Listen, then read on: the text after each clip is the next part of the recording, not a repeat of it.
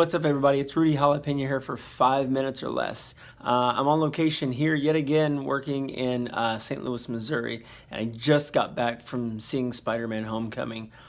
Oh my gosh, it's so good.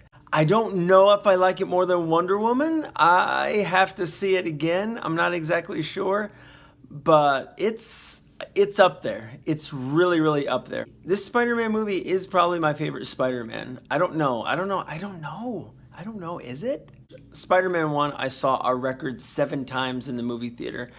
So, I don't know, I'm gonna have to see this again, but it's pretty high up there. Okay, so speaking of Spider-Man 1, this movie has no connection to the other Spider-Man movies. So if you're expecting to see Tobey Maguire or Andrew Garfield or anything like that, just forget about that. No Mary Jane, no Gwen Stacy, nothing like that. This is a completely new, different Spider-Man. If you saw Civil War, and you should have seen Captain America Civil War, you'll see Spider-Man was in that, just in a little bit part. He was in a cameo. Well, a little bit more than a cameo. It was like a glorified cameo. But he stole the show in Civil War. And the movie begins with a little bit of backstory, and it kind of brings you up to speed. It shows you some of the events that happened in Civil War and kind of where Peter Parker is left after that. What we see in Peter Parker is we see Peter Parker trying to come to terms with being just a regular teenage kid and Spider-Man. You know, we've seen a lot of movies in the Marvel Cinematic Universe, like Avengers, heck, even Civil War, Thor movies, Iron Man movies, all these things, and they always feel very epic. They feel very huge. Spider-Man Homecoming feels very intimate. Heck, even the action scenes feel very condensed, yet still very compelling. Now, speaking of Peter Parker, the actor that plays Peter Parker this time around is a guy named Tom Holland. Now, this is a Spider-Man that was introduced in Captain America Civil War.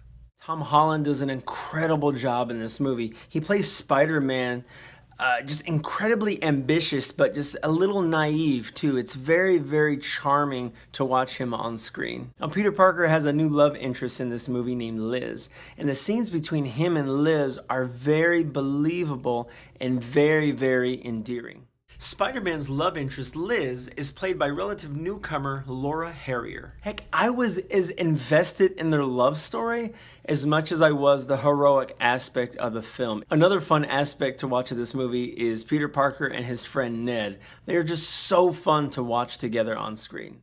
Tom Holland and the actor that plays Ned, Jacob Batalon, have such a natural chemistry together. Now, another actor who gives a great performance in this movie is Michael, original Batman, Keaton. He is phenomenal in this. He steals the show. Michael Keaton is Adrian Toomes, otherwise known as the villainous Vulture. Michael Keaton plays his character so scary, so very menacing, yet he has a depth to him. So just to kind of wrap everything up, this movie was so much fun. I had such a great time. I wish I could tell you more, but there's just so much I loved about the movie that I just want you guys to see for yourself. Spider-Man Homecoming is really a coming-of-age film. Now, it has this feel of like a 1980s teen comedy, kind of like a Ferris Bueller type film. And of course, I love the 80s, and I love 80s teen comedies, so it's right up my alley. We feel very connected to everything that Peter's going throughout the entire film, and that just draws you into his character so much more than honestly I felt any of the other Spider-Mans have done. Now, I loved the other Spider-Man movies, but this one I just felt more connected to.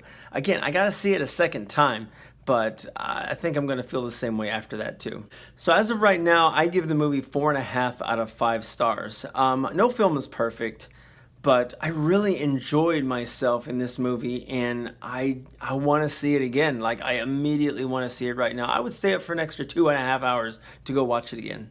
So my name's Rudy Jalapeno. Follow me on Twitter, Snapchat, Facebook, Instagram, all that, and I'll see you later.